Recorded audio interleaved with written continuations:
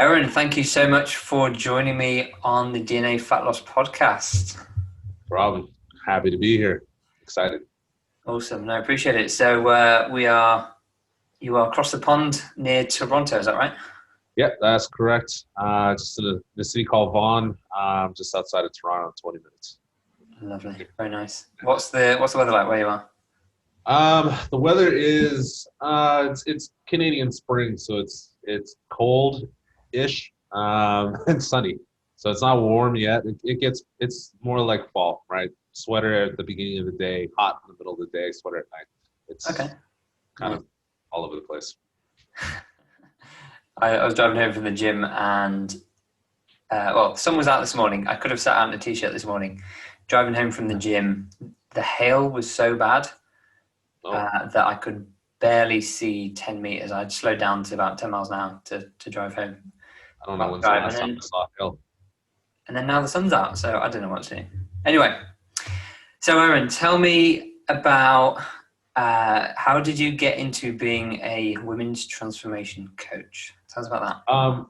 Yeah, so a bit of a diversion, I guess, from being just a regular coach. So crazy me decided to truly go online right at the beginning of last year with COVID, and at that time I was really focused on skinny fat men and women, and I was just trying to create a different program for them. That's where I personally had come from.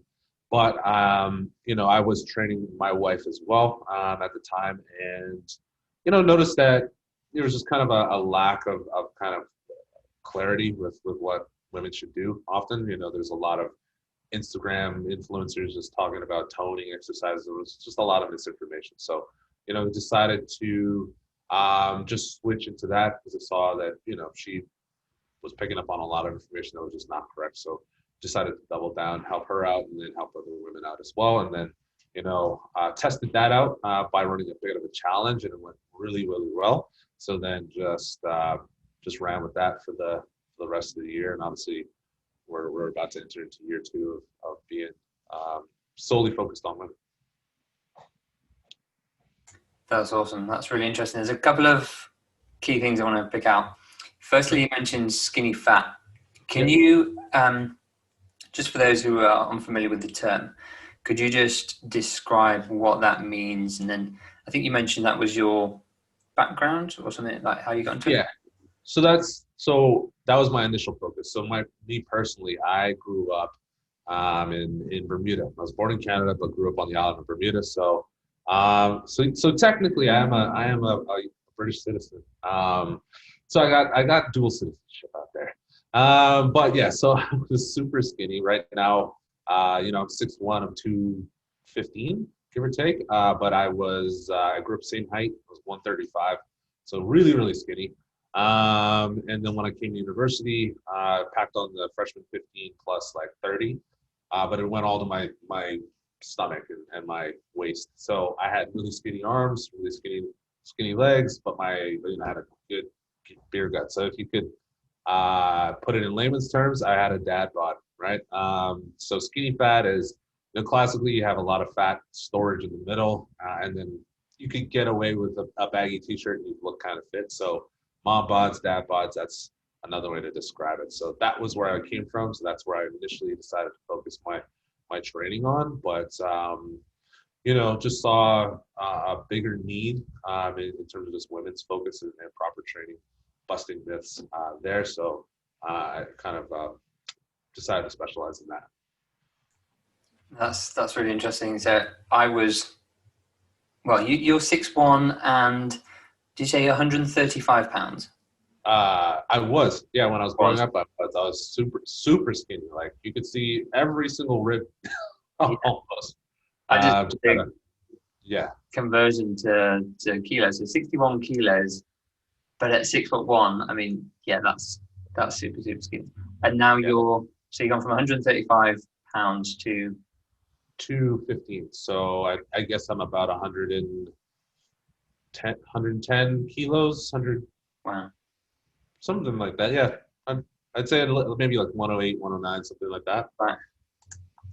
Yeah, so it's been quite the transformation. It took a couple of years, of course, but yeah. So I've been on kind of both ends of the spectrum, and really skinny, really having a lot of trouble gaining muscle. Then went to, being skinny fat, which has all the classic issues of being overweight without having maybe necessarily to buy, bigger clothes or stuff like that. So been in a bit of both worlds there. Yeah, that's really interesting. I think that definitely helps with the client relationship, doesn't it? When you've kind of been in that position, similar position to them. Yeah, definitely able to empathize a bit more, and I think most of my clients, they're getting into fitness not because they necessarily want to compete, or they're just looking to be fit. It's more about feeling better in their bodies, more comfortable in their skin. They want that confidence back, or maybe confidence for the first time. And I'll tell you, being skinny, maybe not necessarily always seen as like an issue, in the health and fitness industry today. But yeah, your confidence is shot when you're, especially as a guy, your confidence is toast if you're super lean, super skinny. So I can empathize with women that are, just super self-conscious about their body, and lacking that ability to just like want to get up, look at themselves in the mirror and be happy with it. So I can easily empathize with them. I haven't obviously been in their shoes 100% of the time, but it makes the journey and our communication as coach and client a lot clearer, a lot more real, I'd say. Nice. Yeah, a lot more real. I like it. So another thing I wanted to touch on that you mentioned earlier was the phrase toning. Yep. So could you describe, how would you define toning, and maybe how it's misunderstood and what it kind of actually means? So personally, I hate the word. I understand just on the business end, marketing end, it's something that just so many women know that you kind of are forced to use it just to be able to communicate. But toning is a misunderstanding of how the body works. Obviously women, when they want to get into the gym, want to start losing weight, their biggest fear is that they're gonna wake up and be bulky, turn into the Hulk, and just look overly manly. So they go for toning exercises. They want to have lean, long muscles instead of bigger, bulkier muscles. So that's what they typically gravitate towards: body weight exercises, or using dumbbells weights that are less than like 10 pounds, because they're just at a fear of gaining muscle. So toning to a lot of women that I talk to means I want to lose the body fat and I want to show the muscle underneath, but I'm afraid to make that muscle grow. So obviously it's a myth that there's a way to tone. You only grow a muscle or you lose it. It's just kind of one or the other. So that is definitely something that I come across on a daily basis, multiple times a day. Yeah, it's one of those horrible myths, isn't it? Yeah. I was always taught back from when I was going to the gym when I was like 15, 16. I'll go very infrequently, but I do these stupid 3-hour workouts because it was the only time I was there, and I thought I needed to do everything there. And someone told me that if I do certain rep range, it's power, certain rep range, it's strength, and certain rep range, it's toning. I was like, okay, I want to tone my abs, so therefore I need to do 50 million reps of this ab machine, and I would just sit on it for 20 minutes at a go, like doing three, 4 sets of so many reps, and nothing happened because I wasn't providing the stimulus needed to actually create any change. Yeah, I mean, I remember those days being a teenager, just trying to bulk up, so I would grab like Muscle and Fitness magazine, right? This is obviously before YouTube was big with fitness, or the bodybuilding.coms and all that kind of stuff was out. So it was just grab a magazine with Ronnie Coleman on the front of it, stuff, and just look in there and just see like, oh, okay, well, it looks like he's doing 500 sets of legs, so yeah, I guess that's what you got to do, right? So I grew up believing a lot of myths as well. Yeah, nutrient timing. I grew up believing that. I thought there was more foods that were better for weight loss and muscle building. It was just that it was. I believed a lot of dumb things. Obviously, I know better now. So, yeah. Yeah. The one that kind of got me was reading things like Men's Fitness, and it'd be, this is the drink that, I don't know, Ronnie Coleman, Arnold Schwarzenegger, some massive bodybuilder drinks after a workout, and it's got like 3,000 calories in, Yeah. and 600 grams of oats, and you're like, oh, I'm going to try that, and you do it, and you just put on tons of fat because your body can't possibly. That's exactly how I became skinny fat. That's 100% the way. I was just like, okay, I'm looking at these diets. I didn't understand anything to do with, having proper macro ratios, obviously eating for my goals. I was just like, all right, I'll eat like a 300-pound bodybuilder. And then I was like, why is my stomach growing and not my arms? Right? This is insane. So I thought it was like, oh, there's got to be something super special about this kind of protein powder, the kind of chicken they're eating, and how many times they do push-ups in a day. I just thought, it had to be a specific formula. So, yeah, I guess the people that watch this back, like even the professionals at some point before we got educated, we even fell for this stuff. We've all been there. We've all been there. And I feel like we had to have gone through it.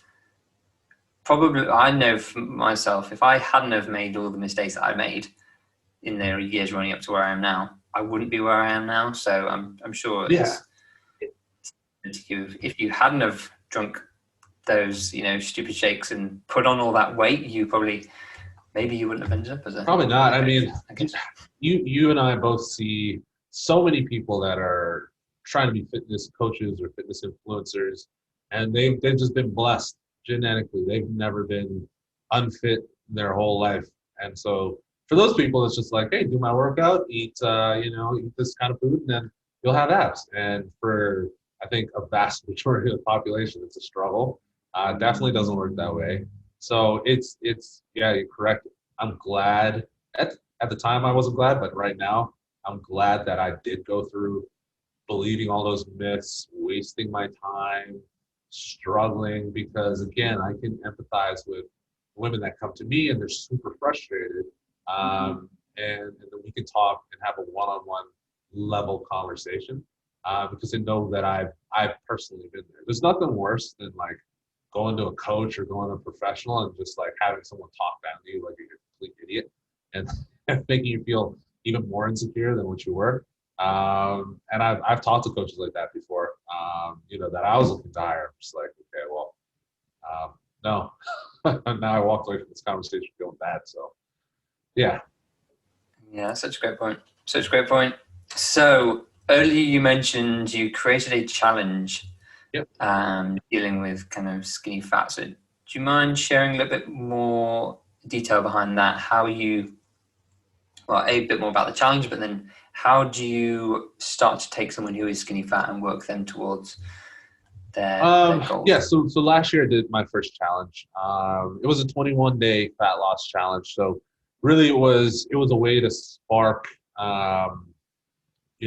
people to get into fitness. I don't typically do challenges anymore, only because I find that, people that enter like a 21-day challenge, 30-day challenge, stuff like that, their expectations are, I'll be fit in 30 days. We all know that's not realistic. So, but it was a great way to, again, get some women that were, again, middle of COVID, no one's knowing what's going on, to get off the couch and just get back into a routine. So we ran, 21 days straight. So every day there was a workout. I filmed the workouts, posted them in our private Facebook group. And they were focused on muscle building, but there was also some HIIT cardio in there, some circuit style training. So we really wanted to get the heart pumping, the blood flowing. So it was definitely, again, focused around building muscle. So I was going through and educating all of the challenge members on progressive overload, getting stronger, and then again, teaching them entry level into nutrition, right?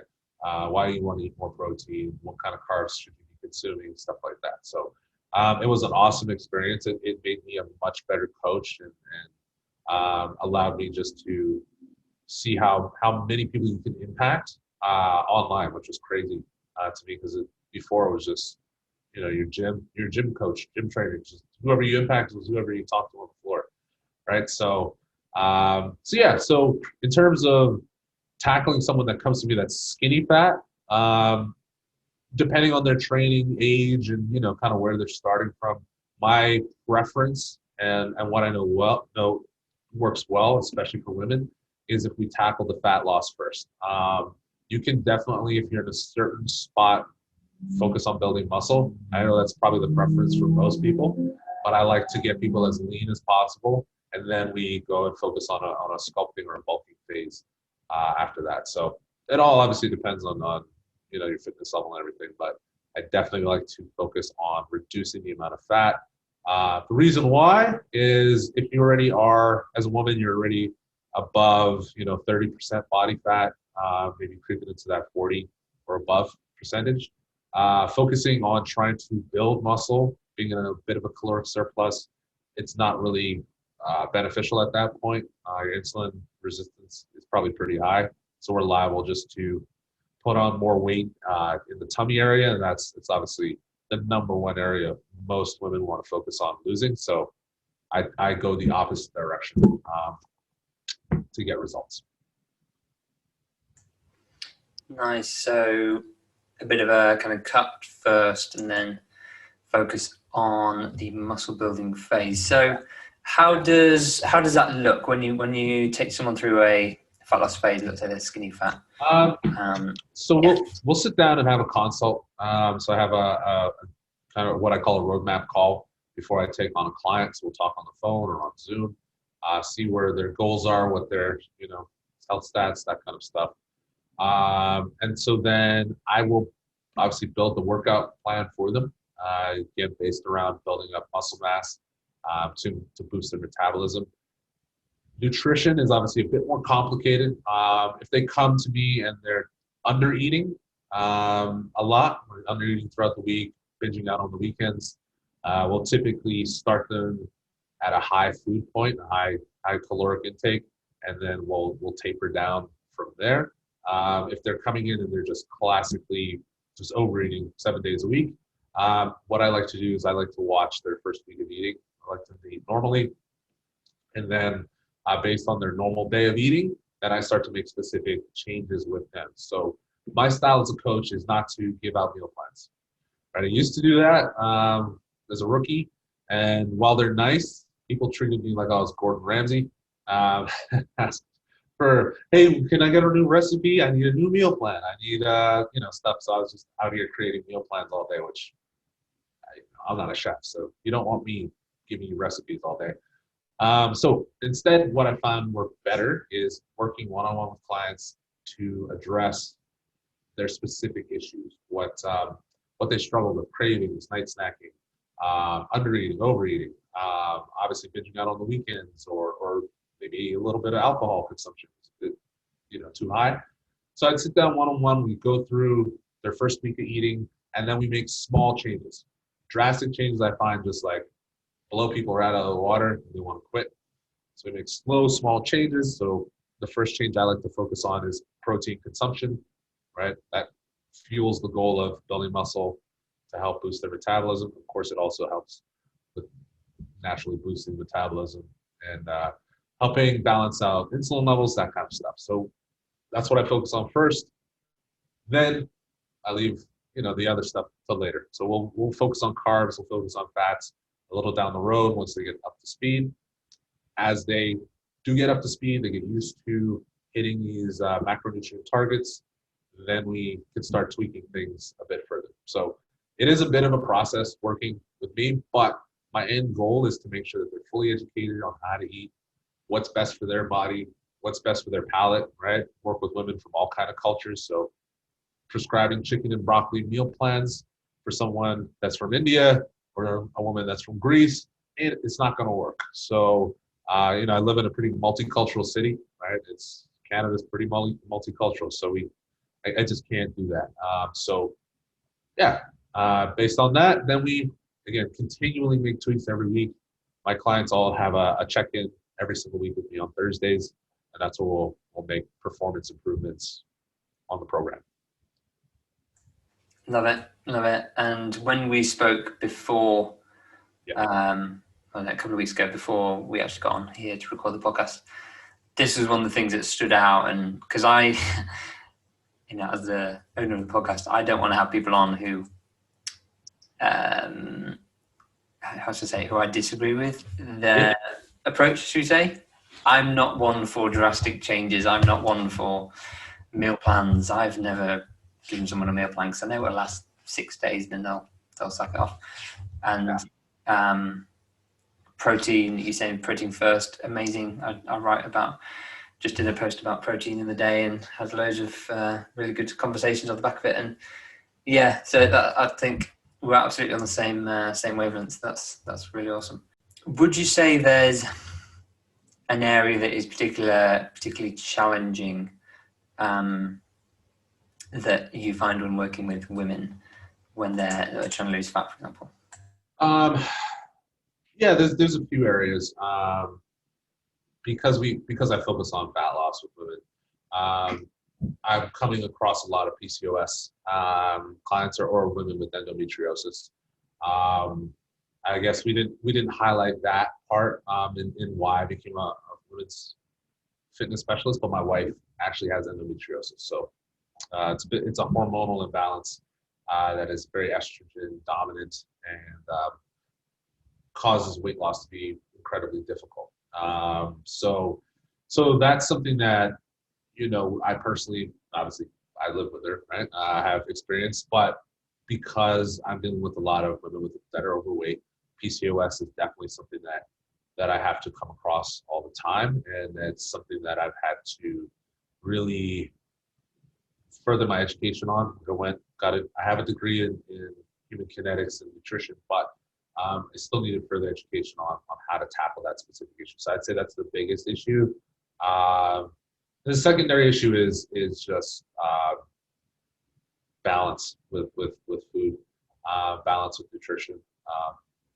I think you and I both know that when someone wants to get fit, their first move is, okay, well, I'm going to cut out all the junk food. I'm going to cut out everything. I'm going to probably cut back on all breads, limit my rice consumption. I'm going to start doing 3-4 kilometer runs. Like, if they just go to the extreme. So my fight is actually telling them to work out a little less or have more balance. Please do eat some junk food, right? Stuff like that. So that would be my second biggest challenge. I like that. I always say someone who's eating 3 McDonald's a day, eating 2 McDonald's a day is still progress. And in fact, that's going to be more sustainable than no McDonald's a day, straight away, cold turkey. Obviously, it's a process. So talk me through some of the steps you would take if someone was experiencing PCOS. How would you deal with that? Yeah, I mean, first I want to make sure that they've been diagnosed properly, right? Obviously, I'm not a doctor, so if a lady says, "Hey, I have PCOS," I want to confirm that you're not just assuming you have PCOS. So that's the first step. Make sure they're confirmed, diagnosed. Then it's again a review of their lifestyle. What are they currently eating? How are they eating? The classic sign of PCOS is increased testosterone. So they have virilization of testosterone. So we've got maybe some facial hair in places they don't want it. They also have a slightly deeper voice, a bit more muscle mass, and a high insulin resistance. So they tend to have a lot of weight in their stomach and irregular periods. So the first thing that I look at is food. Because they're super insulin resistant, they're just pretty much mirroring people with diabetes. They're not obviously at that dangerous level, but they're pretty close. As we look at their carb consumption, and that's the first area that I like to tackle. PCOS is also pretty inflammatory to the body, so a lot of women that eat a North American Western diet are eating a lot of dairy, they're eating a lot of refined sugars. Personally, I don't believe that those individual foods are necessarily bad, but for those particular women, it's about we do have to pull some of those back a little bit So that's the first area is pulling back refined sugars, pulling back on dairy, pulling back on maybe even a bit of gluten as well, and then increasing protein and making sure we're really pushing the weights for muscle building purposes. So that's typically where we first look. And then if we're really dealing with someone that's insulin resistant, that's where we will need to drop into maybe a very low carb keto style diet just to really tackle the insulin resistance. I hate keto personally, so I try not to keep my clients there very long. But it really is one of the only times I would ever recommend it, unless they had epilepsy. That would be the only other time. Interesting. Let's talk about that. Let's talk about that. Keto. Sure. Go. Keto, I hate it. Honestly, it's the popular thing right now. I think I get hit up with 7 ads a day about ketones and why carbs are bad and big sugar. I hate Netflix there's some documentary they put out about sugar, and everybody's a big sugar expert. So personally, as a coach, it sucks. I compete. I'm really, on my last 2 weeks, we really do go into pretty much a keto level diet. It sucks a lot. It's very hard to stick to. And I find that most people that do keto that are able to stick to it for more than a couple weeks, yeah, they do lose some weight.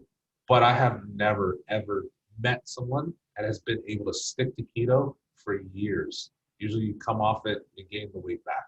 And then you go back on it, you lose the weight, you gain the weight back. So I personally I try to steer most of my clients away from it if I can. It's only when I'm dealing with metabolic diseases like PCOS when our hand is forcing you might have to consider it. So It's interesting. Not a fan. No, I'm not a fan. I was just writing about it the other day. I did it in 2017. I think I've tried it a couple of times, but there was a particular time I was actually living in the States, came back, had gained a few pounds because I was there for a few months, and basically kind of was on a bit of a eat everything that I can because I'm not here for long kind of mentality. Came back and thought, oh, I want to lose some weight. Didn't really know what I was doing. Tried keto. I was like, oh, this sounds good. I just have bacon and butter with everything. And I lasted less than 48 hours, I think, because I fancied some potatoes. I was like, I'm just going to eat some potatoes. And I was like, oh, I'm not in ketosis anymore. Oh, well. And then moved on with my life. So, yeah, not a huge advocate. And I think you mentioned some really, really good point. If you stick to it for the rest of your life, it can be valuable and people will probably lose a lot of weight. However, if you're not going to stick to it for the rest of your life, I think it's just a very exaggerated, it creates an extremely exaggerated yo-yo because of the basically glycogen and water that you lose in your liver and muscles. Like every time you come off it or go onto it, you drop so much weight because your body's just dumping carbs, dumping water. Yeah. And then when you go back off it, you gain a lot of weight because your body takes those back in again.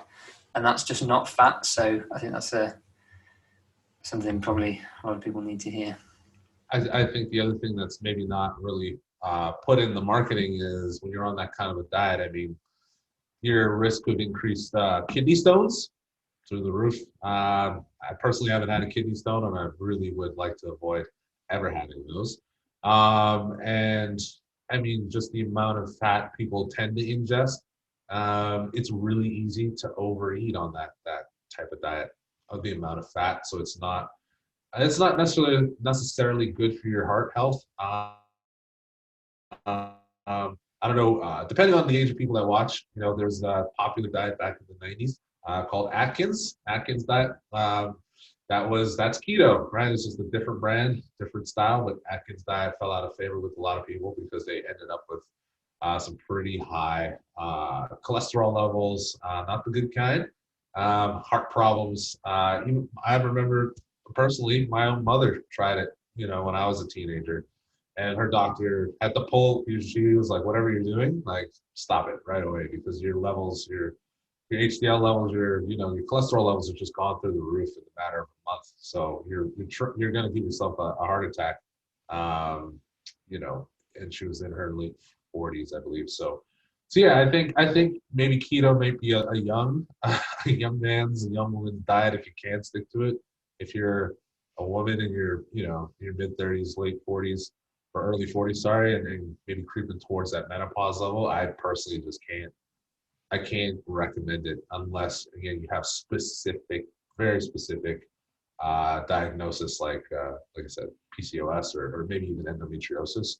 Um, those would be maybe the only time. So if you're a normal person, like no need, not at all. Agreed. Agreed. You mentioned kidney stones. Yeah. I just want to dive into that because you've discussed it a couple of times on the podcast so far. Increasing protein intake, and a lot of people believe that if you increase protein, you are going to get kidney stones, basically. So do you want to discuss that for a minute? That is a myth. That your kidneys will be under a high amount of stress. I believe I can't remember the source of where that started, but I believe there was a study done in lab rats that showed like an increase of protein did stress out their kidneys. But people often forget that when you're doing studies on mice or rats or animals, you have to take a human equivalent to it. So you really would have to be eating an insane amount of protein to really stress out your kidneys, or you have to have a kidney disease. And of course, if you already have that, your doctor should be advising you what you should and shouldn't be doing. So it is a big myth that you would be at risk for kidney failure or harming your kidneys if you're having an increased amount of protein. For most women, they should be having 0.8 grams of protein per kg. That's really where I like to keep the ladies that I focus on. It's it's 1.8, I believe. Yeah, 1.8. Yeah, 1.8. I'm usually in grams. So 1.8 grams and pounds per kilo, or yes. it works out to about 1 gram per pound, right? Near enough. 1 gram per pound. At lowest, I'll put a woman at 0.6, just if they have some digestive issues. If you have some digestive issues, a very high protein diet can mess with that. But we're talking IBS, diverticulitis, that kind of stuff. So again, if you're a normal person, you have zero things to worry about with extra protein. Awesome. Yeah, I remember there was a study. So I go with about 1 gram per pound body weight as well. And there was a study, I think, where they tested 4.3 grams per pound. That's insane. And in I should say, a healthy, they didn't have any metabolic condition or anything, for a prolonged period, and there were no measured side effects or anything like that. So I think there's significant data saying unless you have some existing challenge in your kidney areas, you are very, very likely to be okay with increased protein intake.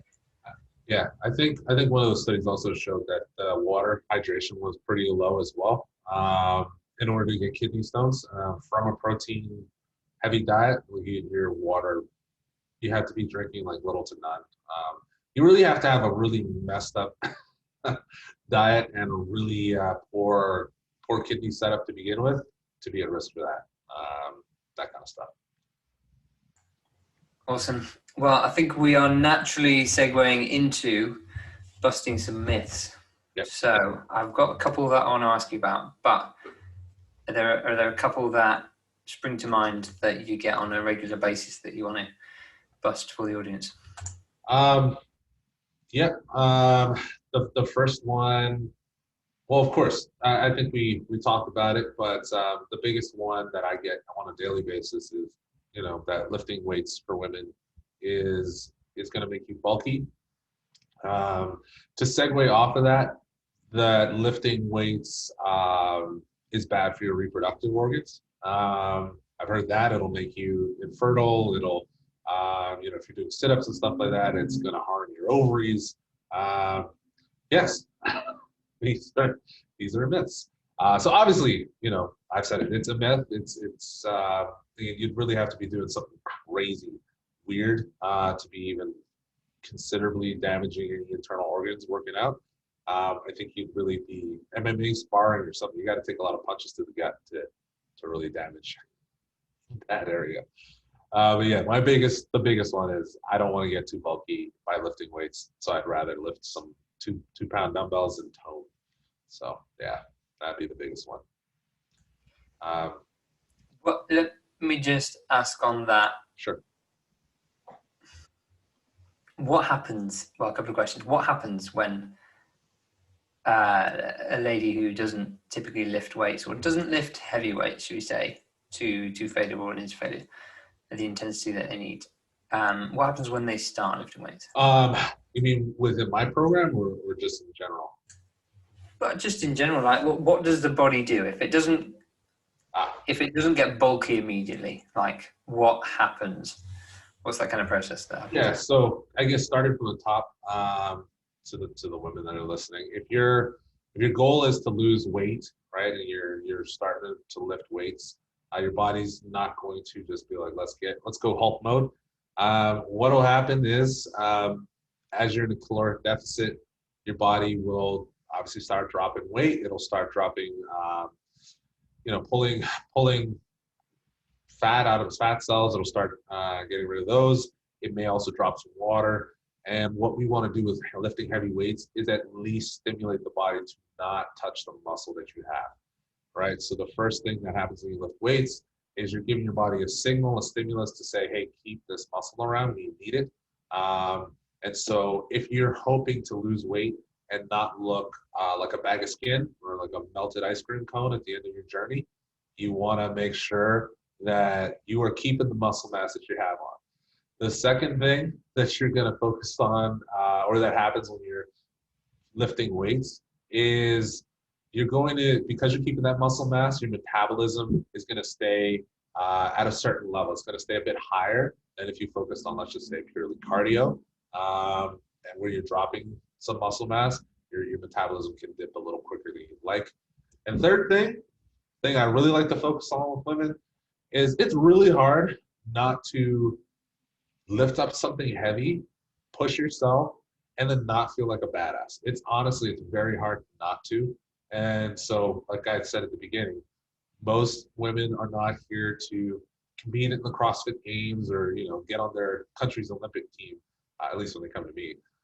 So they want to feel good. They want to walk down the street, turn heads. They want to blow their significant others out of the water when they get out of the shower, right? So it's really, you need that confidence. It's really hard not to feel confident when you pull something off the ground that weighs a lot that you didn't think you could pick up before. So that's, I guess, maybe an intangible part of it, but it is very important.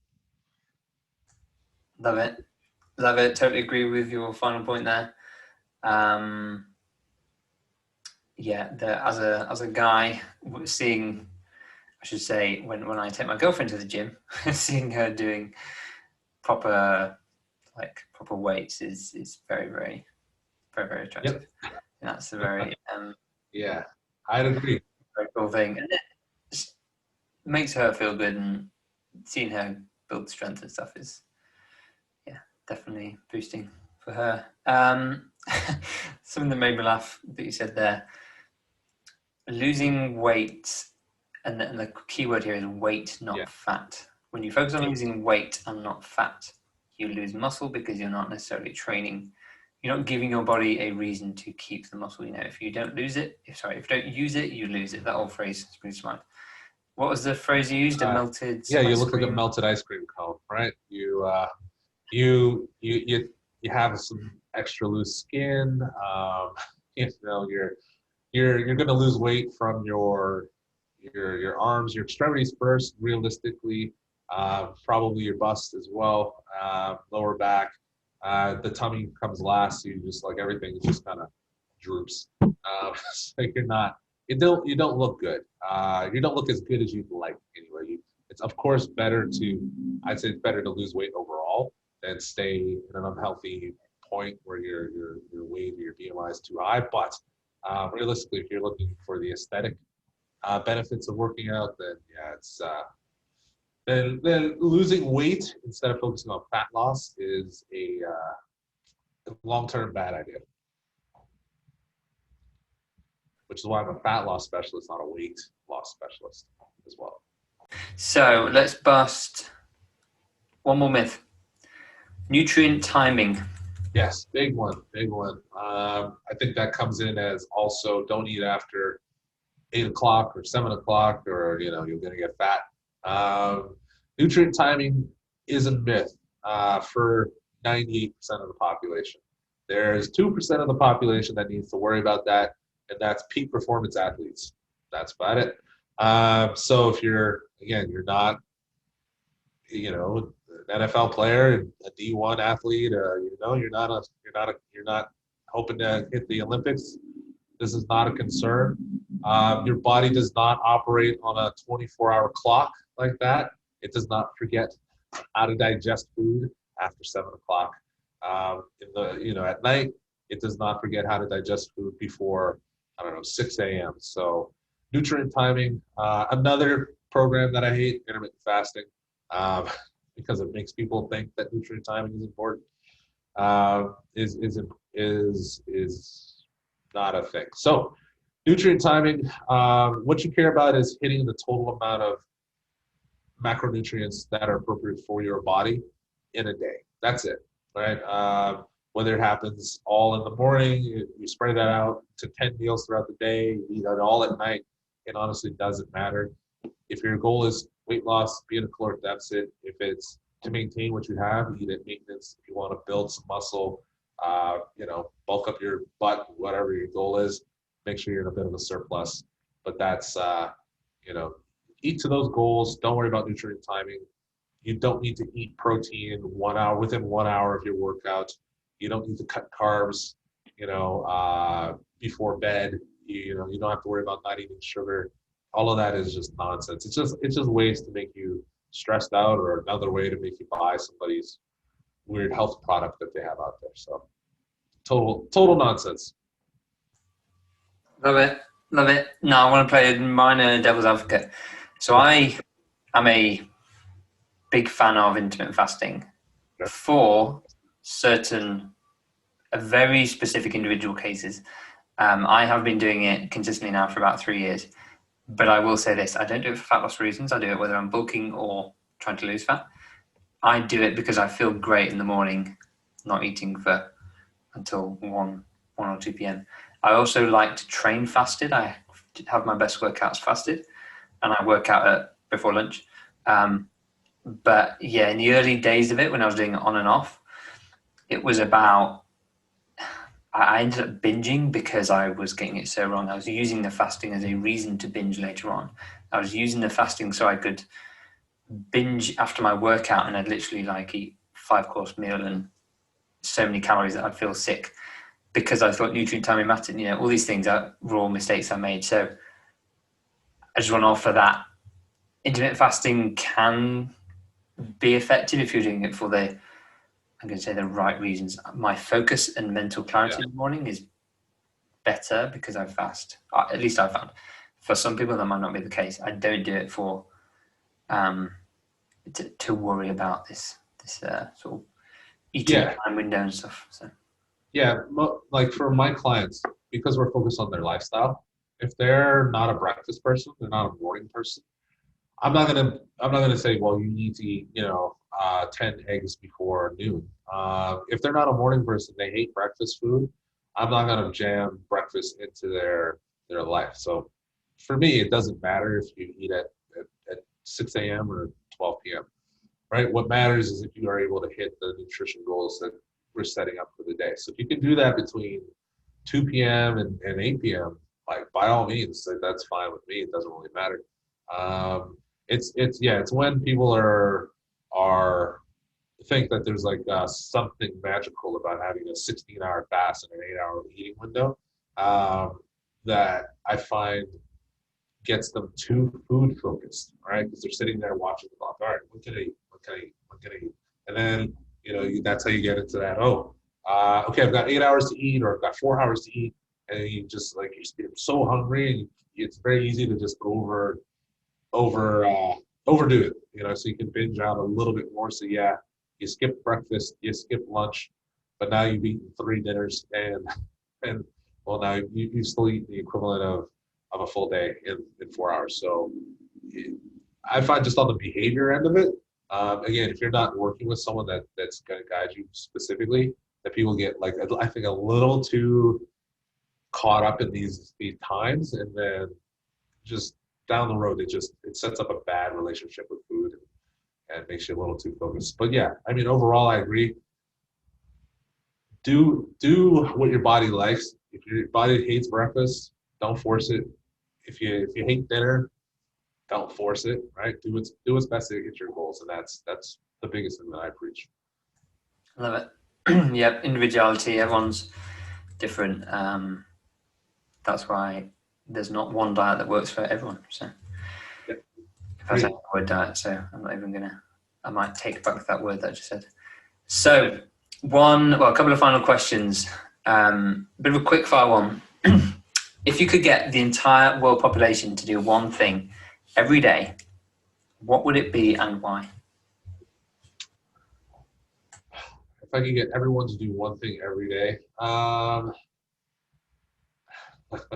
guess if we make it 2 things. One thing I'd like everybody to do every day is follow me on Instagram and like my post. But on a health reason, one thing I'd like everyone to do every day is lift up something heavy. Like just push themselves just a little bit further than they did before. That would be, I think, that would take out so much stress and rage that we have in the world. That would be one thing I get everybody to do daily. Lift up something heavy. Yeah. Love it.